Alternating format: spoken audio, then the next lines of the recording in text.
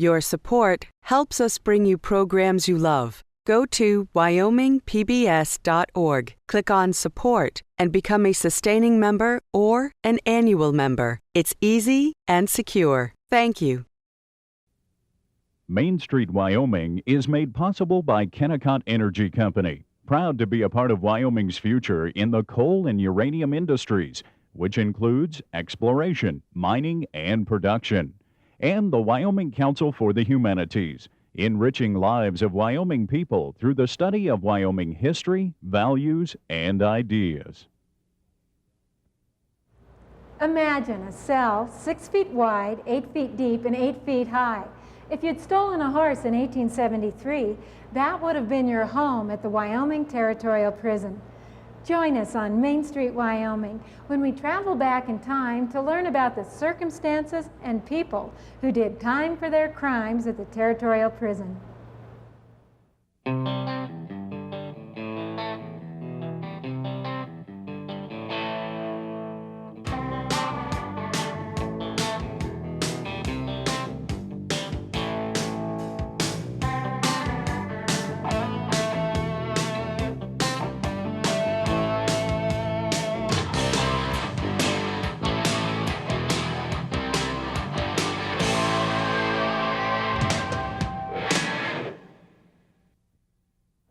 Welcome to Main Street, Wyoming. I'm Deborah Hammonds, and we're here at the Territorial Park in Laramie. For 30 years, from 1873 to 1903, this building served as the prison for Wyoming. We're going to be showing you what it would have been like for the prisoners locked up behind bars here. We're going to introduce you to some really interesting Wyoming characters, and you'll be learning more about that period of time in history when stealing a horse could be a more serious crime than killing a man. It is, I don't know, kind of awesome to me to think that this place is so old, yet it's so young when you compare it to so many other places in the world. The restoration of the Territorial Prison in Laramie was completed in 1991.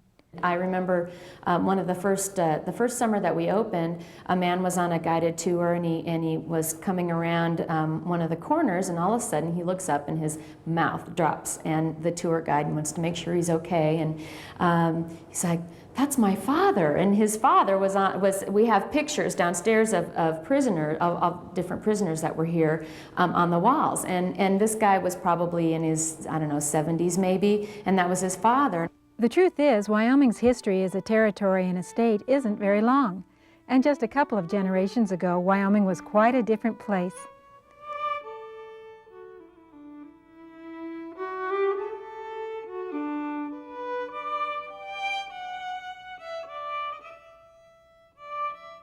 Historian Mike Massie described those early Wyoming years to us.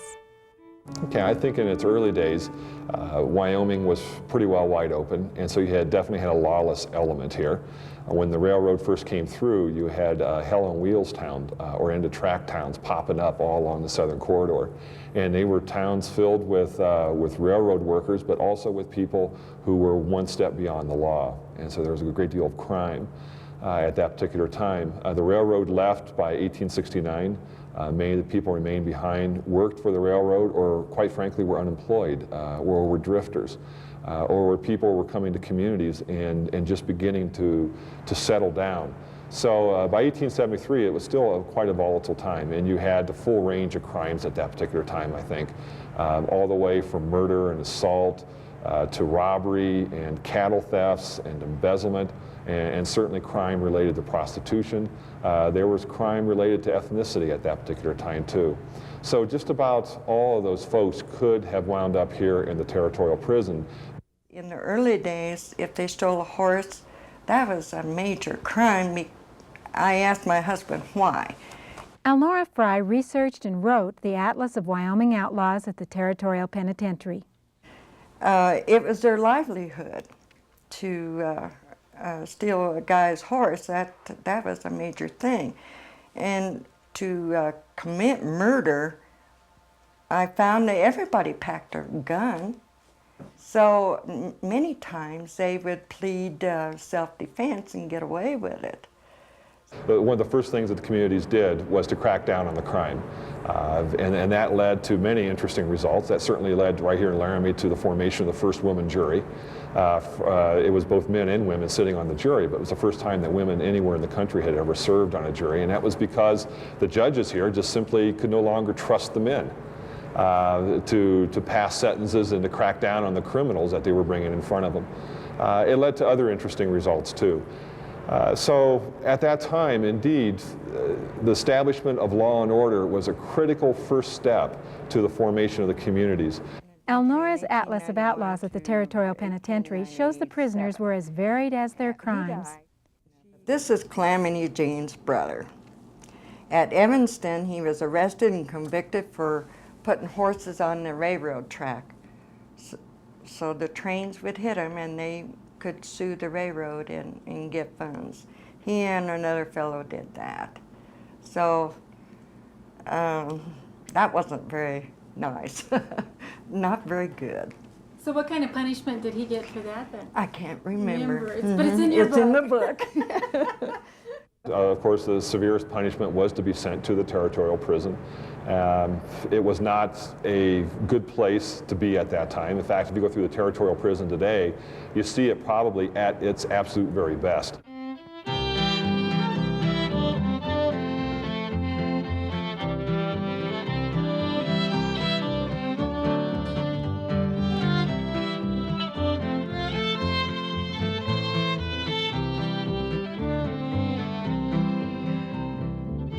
The Territorial Prison was closed in 1903, and the state's prisoners were kept at the new penitentiary in Rawlins.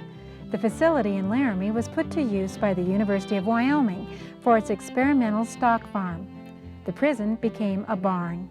By the early 1970s, because of deterioration, the building was again abandoned. We visited with Fred Henman, chairman of the board of the Territorial Park, about the decision to save the Territorial Prison. A group from the Chamber of Commerce got together and decided that this would be a great thing to restore. And so in about 1985, they began to work on a plan to put this back to a restored prison as an economic development thing for Laramie. And that became a much larger task than most people felt. The architects took a look at it and shook their head a lot, but the restoration looked to be about a $10 million job. Now, we could have torn the thing down and built one for probably a fraction of that, but having it historically correct was more important than the dollars. What would you say has been the most difficult part of this project? Well, the most difficult part, like with most historical sites, is fundraising. You know, we're always in a crunch for funds.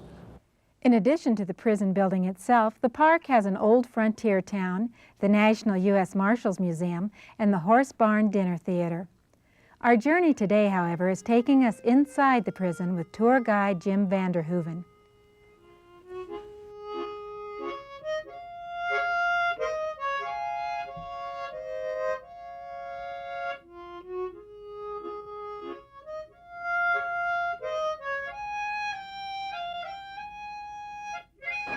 Jim, can you tell me when this prison was built and the story behind it? Yes, the prison was built in 1872 after the Union Pacific Railroad laid its tracks through the region in the mid-1860s.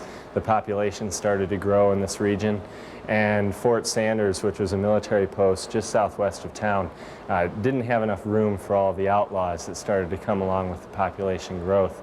So they needed a prison, and they finally came up with the funds, and the prison was built in 1872. And they built this north cell block, the north cell block, in 1872, and the rest of the prison was built in 1889 due to overcrowding. Is that right? Now, in this cell block that we're in, can you tell me a little bit about It's a cold day here. They had a system for heating. Can you tell me about that? Right, well, when I arrived here this morning, it was 25 below zero. This heating vent down here, there's an original duct which has been excavated, and there was a boiler kept in the cellar down around the corner.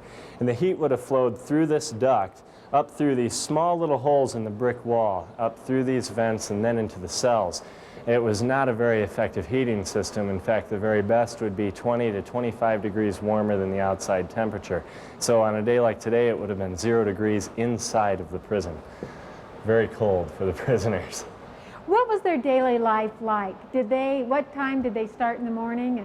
And to talk about the daily life, I might want to mention a few of the rules that they lived by.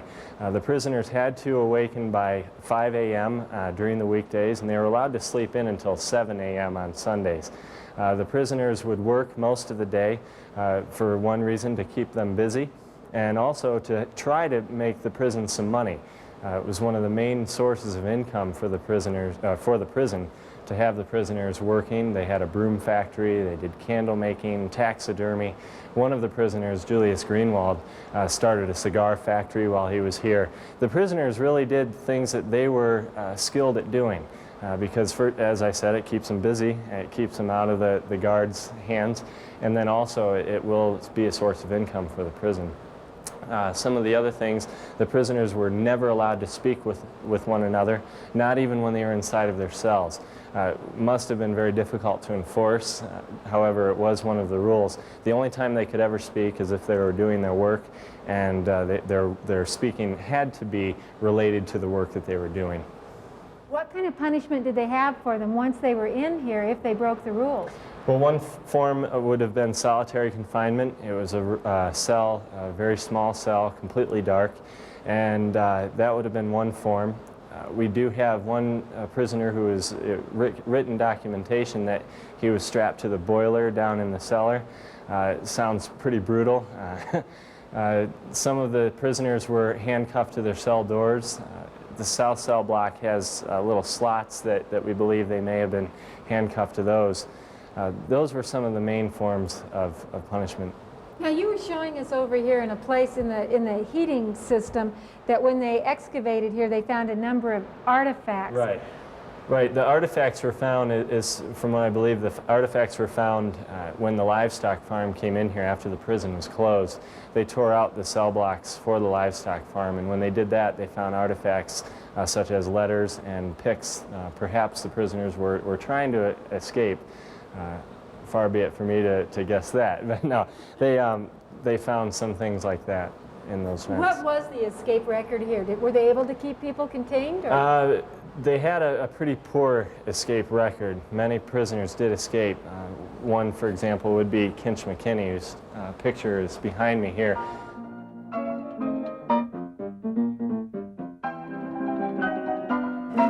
In his plea, why he wanted women on the jury and to decide his fate. And so he petitioned the court to make them have women serve on the jury. Well, that didn't work. Kinch was sent to the Territorial Penitentiary to serve an 8-year sentence. He's a tall man, but one day he ran across the yard and scaled the wall. He escaped, and he got clear down to North Platte, Nebraska, I believe, before the prison officials finally captured him. Brought him back. He served his time. But once he got out, well, he went back to Lander, and Gene, the historian, Madison, historian there at Lander, said he became a straight fellow and became a sheep herder and lived there to a ripe old age, and everybody liked him. But everybody liked him in prison, too.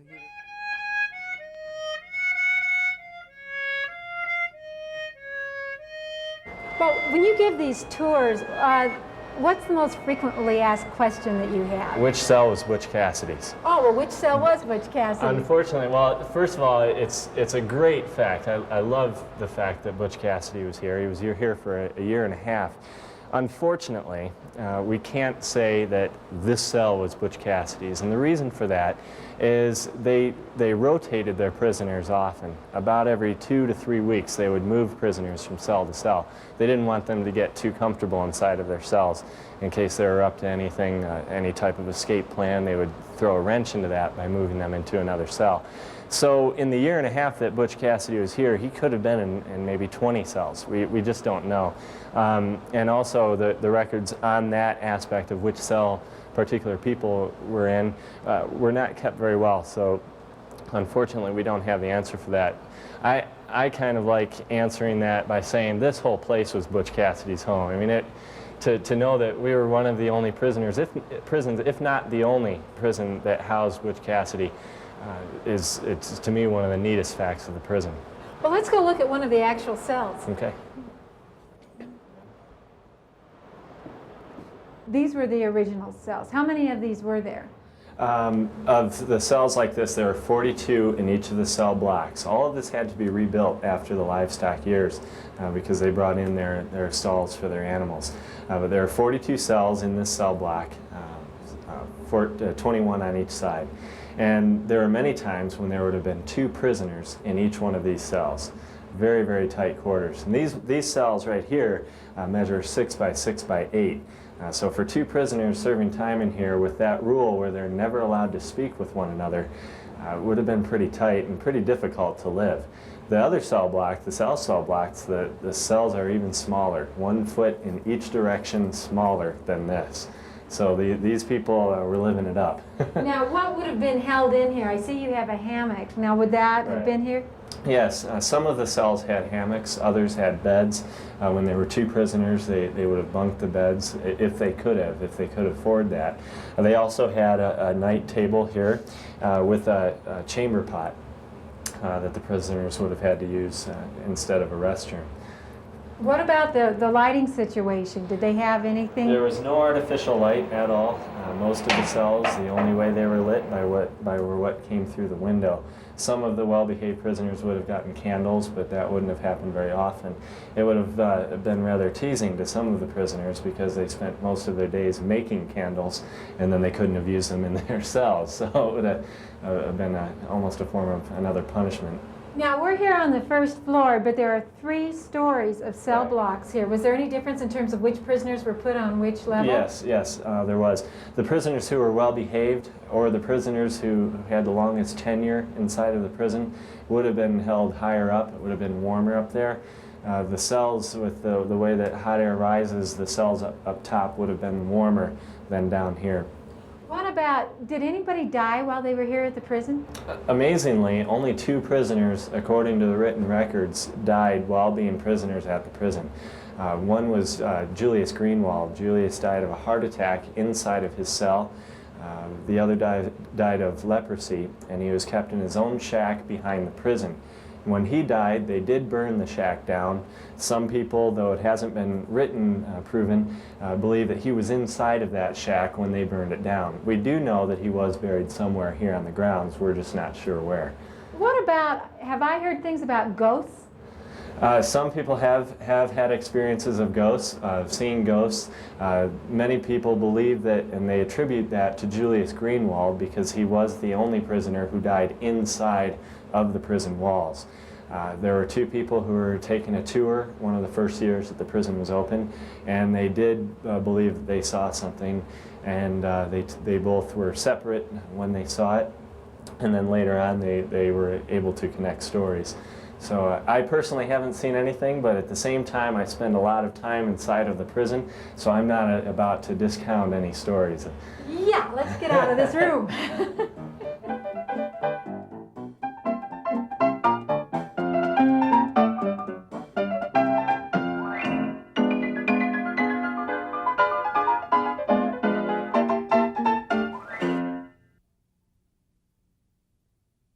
In the late 1890s, there was a time where if you escaped from the penitentiary and recaptured, you didn't get out, period. And that was sad. There were 2 brothers who stole horses.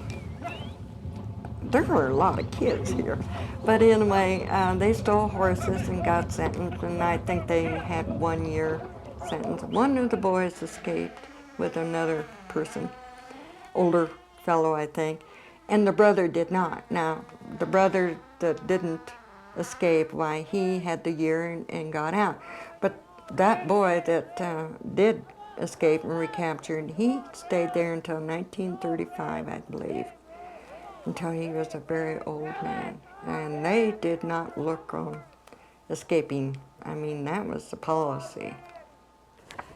And then this fellow, he's ugly as heck, but I followed his story in the newspapers.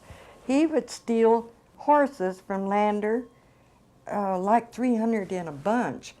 He and his gang would trail them to Nebraska and sell them, mostly to Indian reservations down there, or farmers or ranchers, and turn around and steal their cattle and trail them back through Wyoming and sell them in Wind River Range.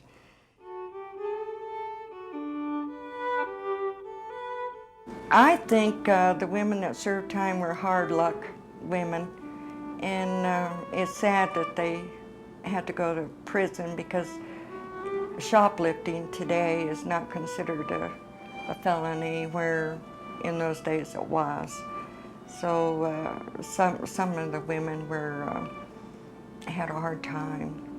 We have 2 cells in the south cell block that were for women, and there are 13 names on record, though we know that there were only 12 women who served time here, one of which came in, served some time, was released, got married, and came back under a different name. So there are 13 names on the record. But these 2 cells here were for the women, and they had the same things in their cells as the men did. The bed and a nightstand would have been about the only thing. The one big difference between the men and the women's cells is that the women had their own cell, which had a bathtub and a place for them to go to the bathroom, instead of having to share with the men. The women were kept completely separate from the men at all times. Their cells are in a different section. They ate separately and they worked separately, so there was absolutely no interaction between them. Well, now at that time, how did people feel about holding men and women prisoners in the same place? Well, there was some controversy. In fact, when they built the South Cell block, they made provisions for 5 cells for women. They decided to only build 2, and at that point they decided that the people building the prison were going to be proved wrong. They were going to be unnecessary, and before long men would be using those cells. It didn't turn out that way. About 2 months after these cells were built, 2 women were brought in here. So they were used. You said that there was not any intermingling of the men and the women. Did the men even know that there were women in the prison? Well, I think that some of the wardens tried to make that a fact, that the men wouldn't even know that the women were here. I find that almost impossible to believe, mainly because in order for the women to go anywhere, for them to even go to the lunchroom where they would eat their meals, they would have to walk past the South Cell block of men. So it almost seems impossible to me that the men wouldn't know they were here, but they certainly tried to keep them separated as possible. Now, would they have come through this, actually come through from this area? Right in here is where the room for working, the prisoners built their own, or made their own clothing, and they also repaired their own clothes, and this section right here is where that would have been done. And then the next corner over is where the infirmary was located, and then the stairway downstairs or upstairs to go to the infirmary, or to the lunchroom. Now I see on the infirmary there's an interesting apparatus over there. To me, it's the scariest thing in the entire prison. It's a foot-powered, foot-operated tooth drill that would have been used by the doctor or the dentist at that time. I think I would have chosen a stricter jail sentence than to have to go through that pain, but yeah, that's one of the artifacts that we have here. For you personally, knowing so many of the stories of the people who lived here, which prisoner did you think committed the most horrible crime? Horrible. A lot of them seem pretty bad. They really scan the spectrum, one of which was just simply brought in because he stretched the truth. Quite a few were brought in for murder. I think that the worst story about a prisoner here, for me, every time I even think of his name, I think of how awful it was. For him was a man, Allison Cunningham, who was sentenced to 20 years for murder. And after serving 13 years and 11 months, after serving almost 14 years, the victim's wife and son came forward and admitted the crime. So he had to serve almost 14 years of a prison sentence here, and he was innocent the whole time. That to me is the worst account. I think that many of the crimes were just awful. One of the prisoners was arrested for murdering his own wife. He was 80 years old at the time. She was 70. He came in here. He said that her name was Sleep. That was her name. And he killed her when she was 70 because he thought she was too lazy. That to me is amazing. It just is too weird for words, I guess. But my favorite character was a kid, 17 years old, came to Laramie, and you know, he was from Ohio, and go west young man, so he came here by himself, and he got hooked up with a lady rancher and helped her brand a calf. Well, you can't tell me he didn't know that was rustling the calf, but he did get caught and put in the county jail. While in jail, Pelton met hardened criminal Duncan Blackburn. The two escaped and spent the next year robbing the Cheyenne to Deadwood stage. After one particularly big haul, they got liquored up. Pelton awoke the next day to discover that the other members of the gang and the gold were gone. This kid went with another fellow looking for the gold couple, and they were being rounded up at the 6 Mile Ranch and ordered to surrender, and this kid went in the other room and he got a gun and he told this deputy sheriff, let this guy go. His name was Duncan Blackburn. And the deputy shot at him, and he shot the deputy and killed him. Pelton was eventually captured and served 2 years, 3 months' time in the Wyoming Territorial Prison. What I like about this character is that he made a decision. He made a decision to stay in Laramie and serve his time and pay back the community, because they helped him get established, and he made a vow that he'd pay back society. Amazing. So he stayed. Isn't that incredible? So then did he stay after he was out of prison? He remained He stayed in in Laramie and went into business, and he was a carpenter by trade anyway. And he was a school board member, and then lo and behold, found out his family's still living, and every one of them are college-educated people. The past tells us who we were, what we valued, what we punished, and what we pardoned. The past can tell us how far we've come and how far we have to go. Thanks to my guests for sharing this world with us, and thanks to you for joining us on Main Street, Wyoming.